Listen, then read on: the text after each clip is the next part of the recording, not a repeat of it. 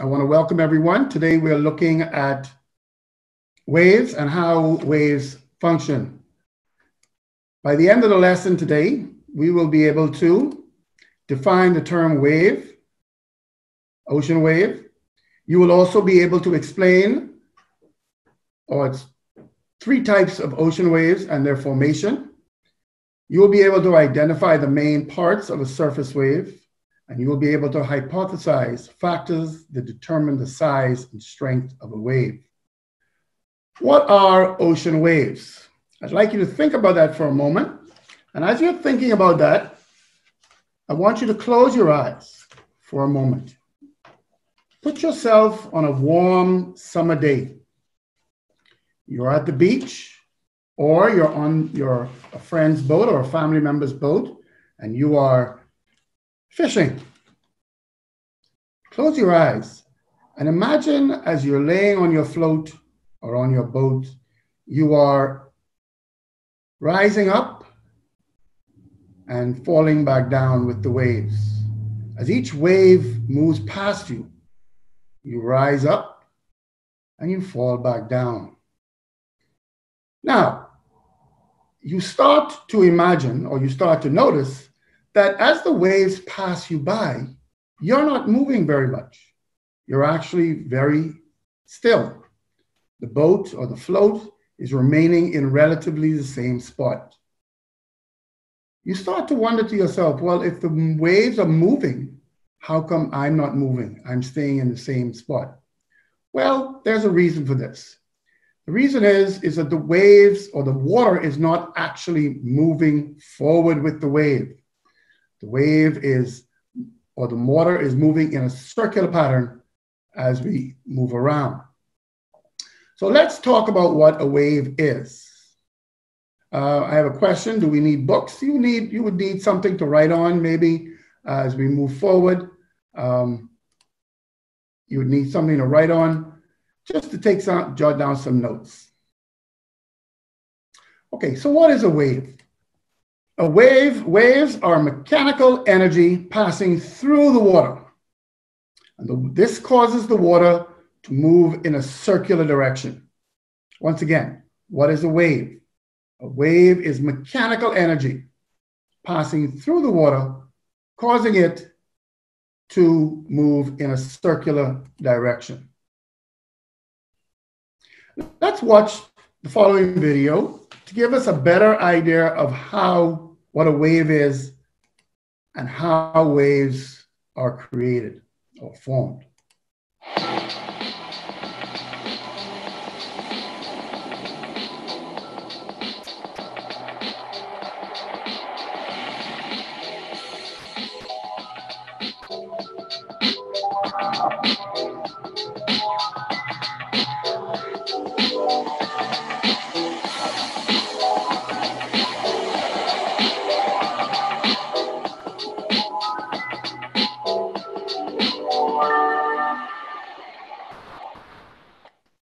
So as we watched that video today, what we noticed was that they said that waves were mechanical energy, were formed by energy passing through the water.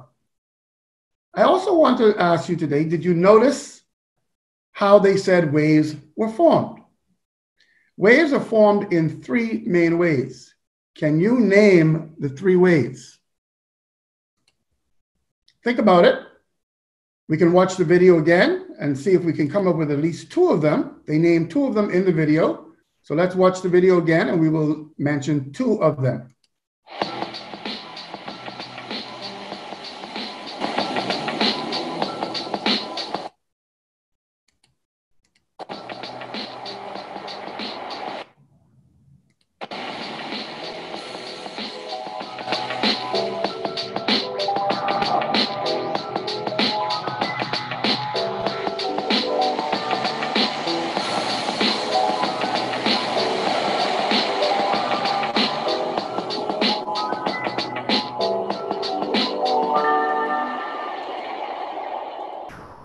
Excellent.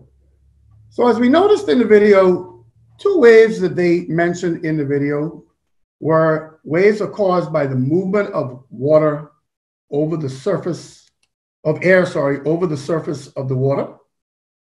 The second one, very good, Kendra, was the gravitational pull caused by the sun and moon on the surface of the water. That's the second one. Now, in order to remember the third one, let's go back into our 10th grade curriculum when we did plate tectonics and we did earth movements, folding, faulting. Can anybody remember the third way that a wave can be created? Very good. Very good. I think that's Shakura Rose. Excellent. By earthquakes. Earthquakes that occur deep within the earth, in the earth's crust or underneath the ocean. And when that displacement of the earth along a plate boundary occurs, it can shift the water forward, and that can create massive waves. And what do we call those massive waves? Does anybody remember what we call those massive waves that occur during an earthquake underneath the ocean floor? A very powerful one occurred in a tsunami. Yes, it actually begins with T, Elizabeth, but that's fine. Excellent job, Elizabeth. It's a tsunami. Well done. Well done. All right, so we now know the three types of waves. And we want to write these in our notes. So the first one are surface waves. Surface waves are caused by wind blowing over the surface of the ocean, lakes, and rivers. The second one are tides. Tides are caused by the gravitational pull of the moon and sun on the Earth's surface. So we have high and low tides. And they're a type of wave as well. The third one, as we just mentioned, are tsunamis. Tsunamis are caused by a sudden movement of the ocean floor along plate boundaries. And that can cause a large wave as well. So those are our three ways that waves are formed. We're now going to watch a video, and this video will help us to understand how waves are created, how the movement of air over the water helps to create waves. It will also, as you watch it, help you identify parts of a wave. And finally, it will help you understand how waves get larger or become or not as large. So it will help you understand the factors which determine the size and strength of a wave. As you watch the video, please make sure that you jot down notes because there are questions and answers at the end of the video presentation. We know that wind creates waves because on a day when the wind is not blowing, the water surface is often smooth. But on a windy day, there are always waves. The wind that pushes this sailboat also pushes the surface of the water and makes small waves. These huge waves, in contrast, were created by the gale winds of a great storm. Let's see how wind makes waves. This is a wave tank. It was designed for studying waves under controlled conditions. At one end is a powerful fan which blows air across the water. The tank has glass sides so that waves can be seen from the outside. Watch what happens when we turn on the fan. At first, the wind makes only small ripples on the water. As the wind continues, the waves grow larger. The longer the wind blows, the larger the waves become. Waves form when energy is transferred from the air to the water. Now let's speed up the fan. The waves grow even larger. We see that the harder the wind blows, the larger the waves become. Finally, the biggest waves are found at the very end of the tank, farthest away from where the wind first strikes the water. It seems that the greater the distance over which the wind blows, the larger the waves become. The wind blowing over this lake strikes the near side of the lake first and makes only small ripples. But on the far side, the same wind has produced much larger waves. All waves travel out from the area where they were created. They continue traveling until they meet an obstacle, in this case, the shore of the lake. So when we see waves at the beach where there is no wind blowing, it usually means that the waves have traveled from somewhere out at sea where the wind was blowing. Great storm waves like these are found where they're blowing for a long time, at high speeds, in the same direction, and over a long distance.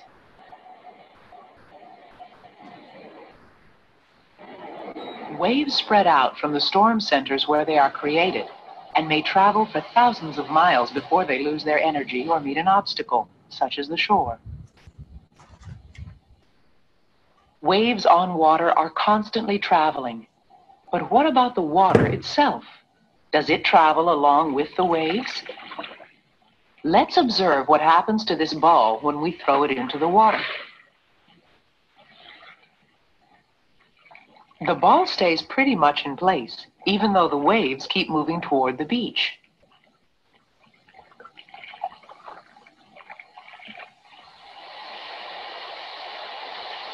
If the same ball is dropped into a river, it gets carried away. We see that an object floating on water will move as the water itself moves. Apparently, the wave form moves through the water, and the water itself stays pretty much in place. Let's do another experiment and find out how much the water in a wave does move. We'll use a wave tank again, but instead of using wind to make waves, we'll use a mechanical wave generator. The energy that makes these waves is provided by the regular movement of the wave generator.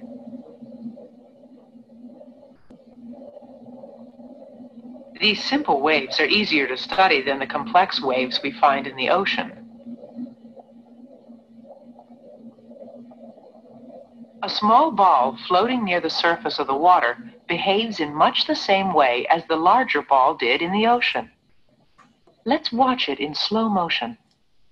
Pay attention to the Each time movement the of the high ball. point of the wave, called the crest, approaches the ball rises and moves forward with the wave. As the crest passes and the low point of the wave, called the trough, approaches, the ball moves down and backward. After each cycle, the ball is back to just about where it started. The motion of the ball is almost circular. This means that the water on which the ball is floating is moving in a similar circular orbit. At the water's surface, then, the effect of a wave is to make particles of water move in circular orbits. Now we can see what happens below the surface by putting weighted balls into the water. While the uppermost ball moves in an almost circular orbit, the deeper we go, the smaller the orbits become. The water moves less and less. Finally, at a certain depth, there is no measurable motion at all. If we measure the depth at which a wave no longer moves the water particles, we find that this depth is equal to about 1/2 the distance between two successive wave crests.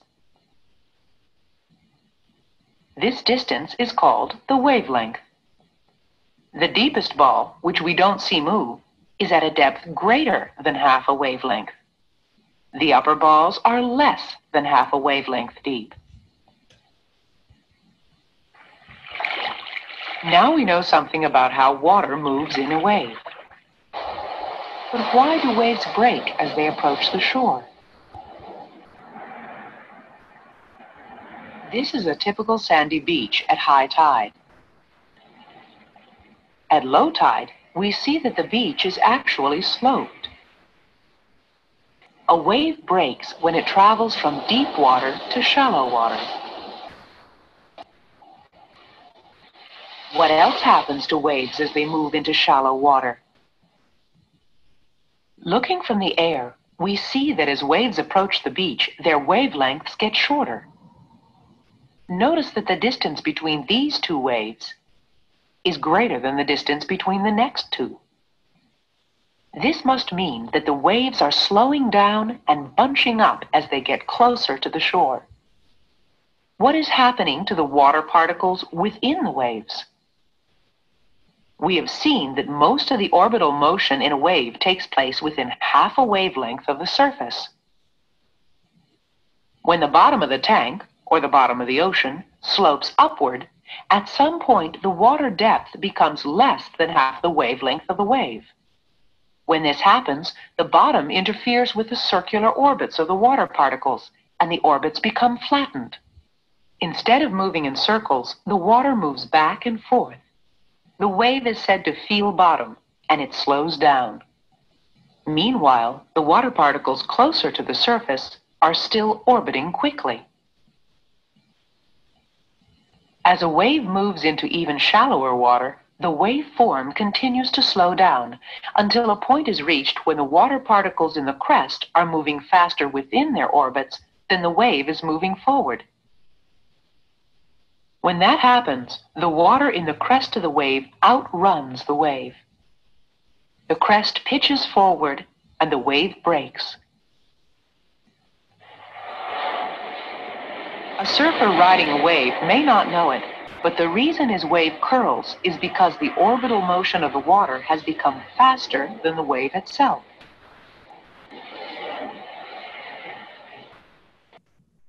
Excellent. So let's look at a few questions from this video. First question we're going to ask ourselves: how are ocean waves formed?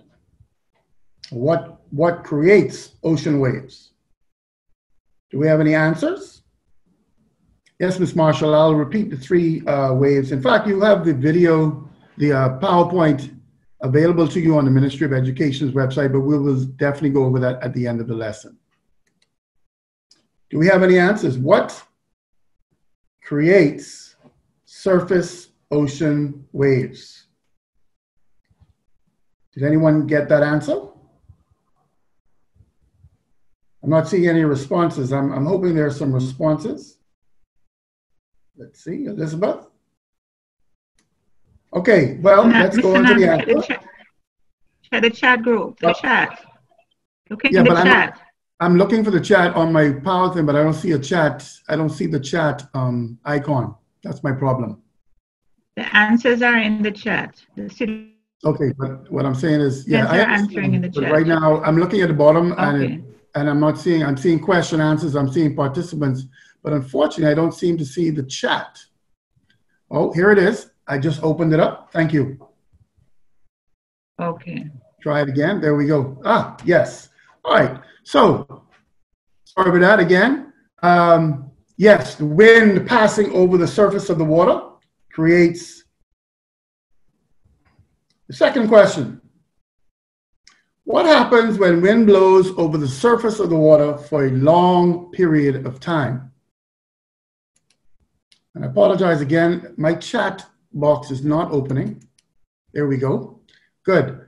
What happens when winds blow over the surface of the water for a long period of time? It generates a large amount of energy. Very good. Sky, yes. Waves become larger. Excellent. And deeper, yes.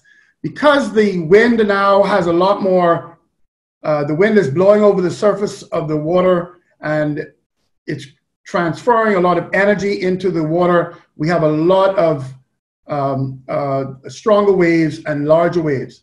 Not so much currents, Clinton. Currents are caused by something else. Waves and currents are very different. And so we'll have to look at currents at another time. Waves, don't mix up waves with currents.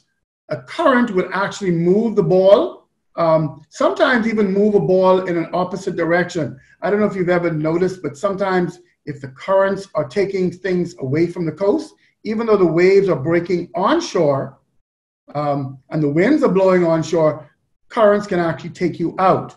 An example of that would be a riptide, which are very dangerous.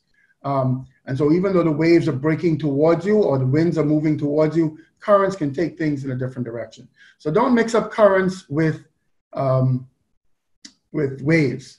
So the next question we have are, waves form when what is transferred from the air to the water? Waves occur when what is transferred? Energy. Excellent job. Energy. Yes, I'm seeing lots of energy. Excellent. Well done, Clinton. Well done, Ashton. Well done, Jason. Excellent. All right. Let's go on to our next question. What happens when waves become stronger? The waves become larger. Excellent. Yes. Waves become larger when the wind blows over a longer or a shorter distance of water. Can we have any answers for that? Very good. Yes. They become larger over the larger periods, larger areas. Yes. We'll come up with a term for that later on in the lesson, but waves that become larger will become larger when the wind blows over a larger or longer area of open water. The final question we'll have is, I apologize, let me backtrack. When waves move, when waves move, does the water move with the wave as well? So as the wave is moving through or past you, do the waves move as well? And the answer to that is no. The water does not move very much, only energy passing through the water. So the key thing to remember from the video with regards to how waves are formed is that waves are formed when water blows over the surface of the water, when air blows over the surface of the water, apologies, and the energy is transferred from the air or the wind to the water. All right, our next set of questions. I would like you to label 1, 2, 3, and 4. I'm going to show you where each one of these are using a pointer. 1 is the top of the wave. 2 is the bottom of the wave. 3 is the distance between the top and bottom. I'd like to know what that green line is. Sorry, 3, the blue line, from the top of one wave to the top of the second wave. And number 4, what is the distance from the top of a wave to the bottom of a wave? All right, we have some answers. Number 1 from Janae. Number 1 is the crest. Very good. Jason. Number 1 is the crest. Number 2 is the trough. Number 3 is the wavelength. Yes, wavelength. Yes, very well done, Janae. 3 is the wavelength. Can anybody come up with number 4? Number 4, they didn't mention it in the video, but let's think about how we measure, let's say, yourself. When we measure you from the bottom of your feet to the top of your head, what do we call that? The height of the wave. Well done, Elizabeth. Yes, the height of the wave. The height of the wave would be number 4. So as we go through these, excellent job, guys. As we go through these, we see that number 1 is the crest. Number 2 is the trough. Number 3 is the length of the wave. And number 4 is the height of the wave. I want to give you a moment to jot down the notes on the left-hand side of your screen, just briefly. The trough is the bottom of the wave, where the wave bottoms out. The crest is the top of the wave. We talk about riding the crest of the wave, which is riding the top of the wave.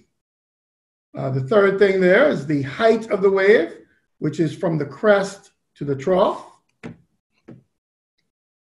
And finally, we have the height of the wave. Okay, let's look at how ocean waves form. And we need to jot these notes down. They'll also be in the presentation for you at the end, but it's always good to have these notes so that when you head back to class with your teachers, you'll have something in your notebooks that you were able to review, study from, or answer questions from.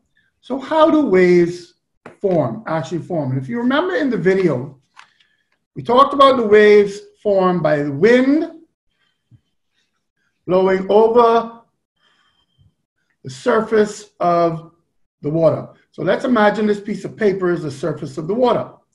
As the winds blow over the surface of the water, the layers of air that are at the top or meeting at the top of the water, they are rubbing up against the surface of the water.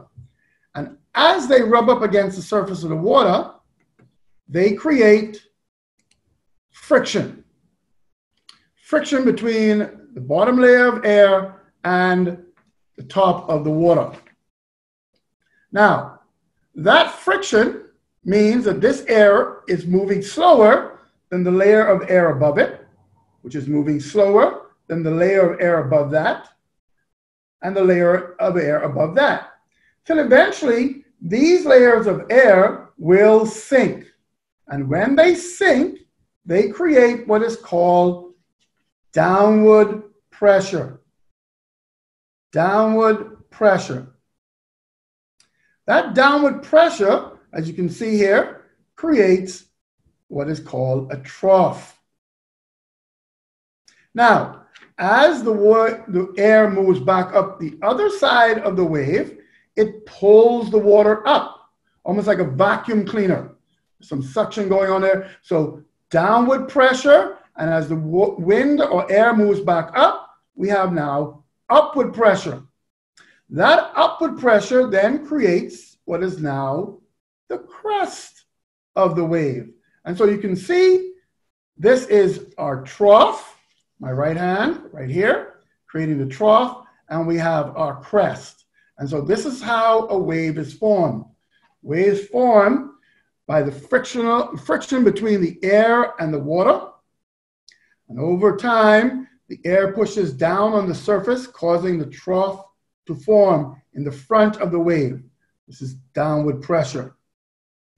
As it circulates back up towards the top of the wave, it pulls the water up, creating what is called a crest, and that is upward pressure. Now, a famous text that some of your teachers may still use is General Geography and Diagrams by R.B. Bunnett.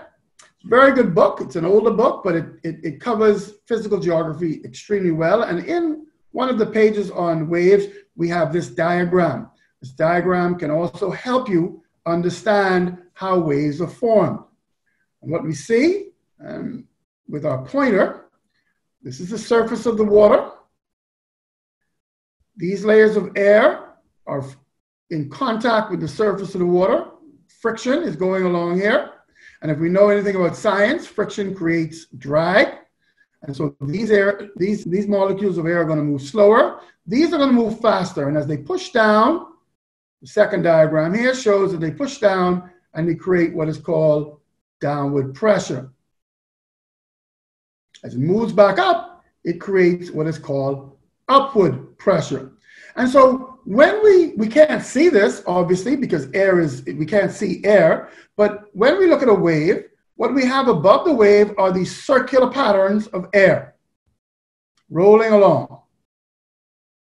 Below the surface, we now know that the water doesn't actually move forward in a straight line. The water moves in a circular pattern.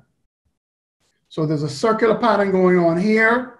There's a circular pattern going on here. This happens to be on the downward part of the circle. There's a circular pattern going on here. And so this is what creates a wave, an ocean wave. Are there any questions about that? Any questions? Clinton, what is one? You mean in this diagram? I'm sorry, I moved ahead, but one on the previous diagram. was the crest. So any questions about how a wave is formed? Does everybody understand that there's friction going along the surface of the water, and as that friction causes the air at the bottom to move slower, moves down? Clinton's okay, great. It creates downward pressure, which creates a trough, and as the air moves back up, it creates upward pressure, which then creates the crest. Is everyone clear on that? If so, we can move on in a minute. I don't see anyone having any questions in the chat group, so I'm assuming we can move on. Excellent. So the final objective today was to determine, or to be able to hypothesize, how waves become larger and stronger. We see two pictures here of waves. We see on the left-hand side a gentle evening, looks like a wonderful sunrise or sunset, could be either one. And we see waves coming in very gently, rolling in, lapping on shore. Very tranquil, very peaceful. And we can judge from this that there's very little wind going on in this area. The second diagram on the right-hand side, we see what are called ocean swells. We see what are called ocean swells. And these ocean swells can create very powerful waves. They're the type of waves which surfers enjoy and love. So, can you name 3 things that determine the size and strength of waves? Let's see from our students. Wind. What about winds, Sky? What about wind? Be a little bit more specific, please. What about the wind, which will determine the size and strength of the wind? Anyone else? Jason, no, we're talking about surface winds here. So surface winds are created by wind, not gravitational. Wind speed, well done, Clayton, yes. The strength of the wind. Oh, we have a couple of columns. The strength of the wind, the time or period the wind has been blowing, and the area of water. Excellent. And Kareem, Mr. Fraser, we have energy, air pressure, wind speed. Of the 3 answers, wind speed is very good, yes. Yes. Any other answers out there? Any other responses? Anyone else want to give it an air pressure? Actually, air pressure, Rudolph, air pressure is what causes the winds in the first place. So if we go back to the original answer, air pressure would be what causes the winds. But we're looking now at what are those factors which determine the size and the strength of the waves. In the 2 pictures that we saw earlier, what would determine whether or not we have calm waves and what would determine whether or not we have strong waves? Let's look at the answers. The first one is the strength of the wave. Strong winds create more powerful and stronger waves. Very good.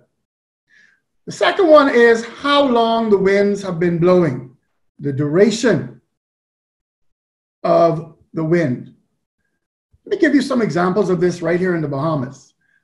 Many of you may remember, and if you're from Eleuthera, you know the glass window bridge connects North Eleuthera to South Eleuthera and Central Eleuthera. And the government is now having to do some engineering work and actually had to close the bridge down for certain periods of time when we had very strong waves coming over, crashing over the glass window. Now, there might not have been very strong winds in the area, but out in the Atlantic, if there's a big high pressure system, the winds have been blowing very strong, hundreds of kilometers away. That wind blowing over the surface of the water very strongly creates very large waves. And the wind's blowing for a long period of time. So if those winds blow for 3, 4, 5 days, it will cause the waves to continue to grow larger and larger and larger. Now, one person mentioned the distance of open water. Yes, that is the third factor which determines the size and strength of a wave. If the waves has traveled over a wide area of open water, the waves can grow larger and much stronger. The term we use for that is called the fetch. The fetch is the distance of open water that winds travel over the surface of the water.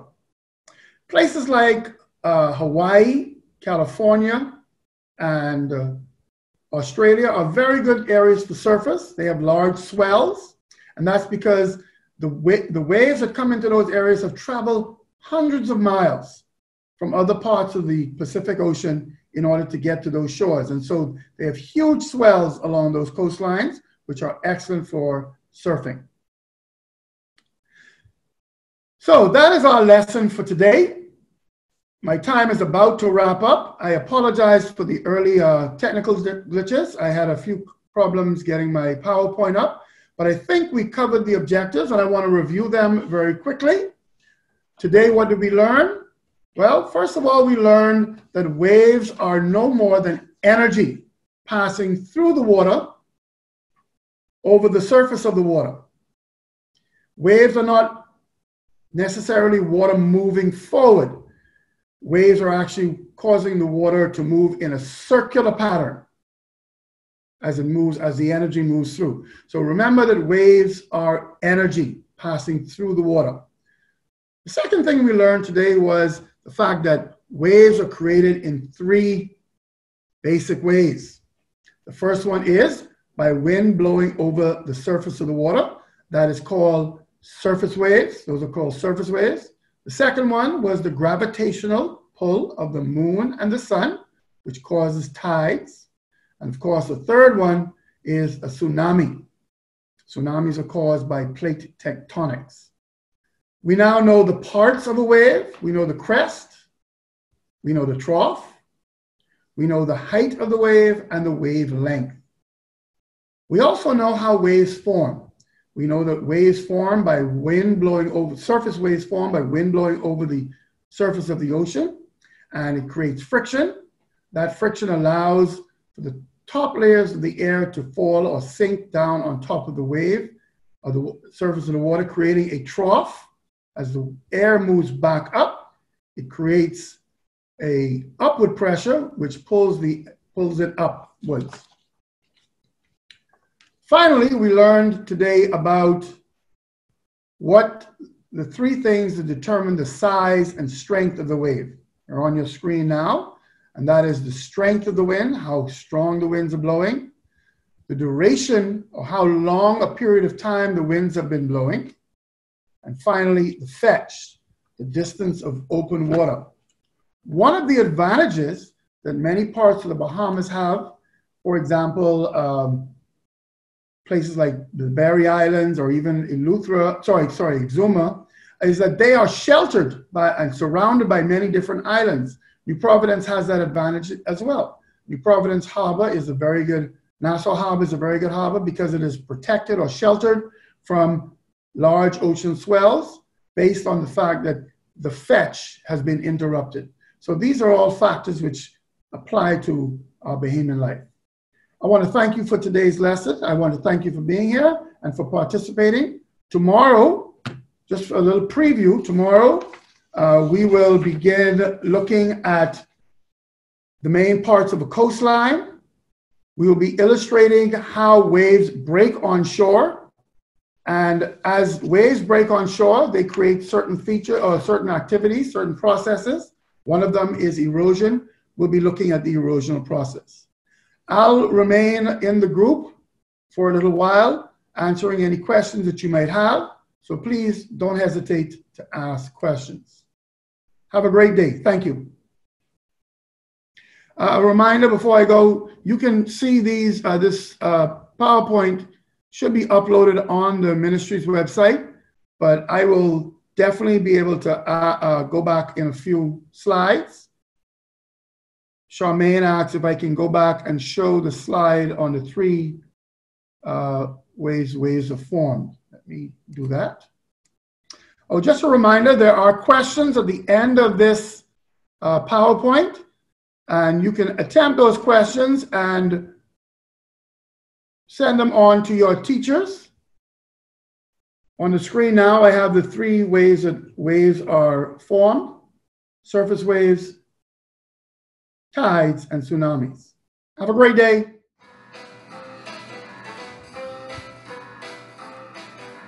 Hello, boys and girls. Today, we will be reviewing consonant digraphs CH, TCH, and SH. What do you remember about digraphs? Consonant digraph combines 2 consonant sounds to make a new sound. Digraphs can be found at the beginning or at the end of a word. Today, we will be reviewing digraphs CH that says ch, ch, SH that says sh, sh, and TCH that says ch, ch. So let's start with the beginning consonant digraph CH. CH says ch.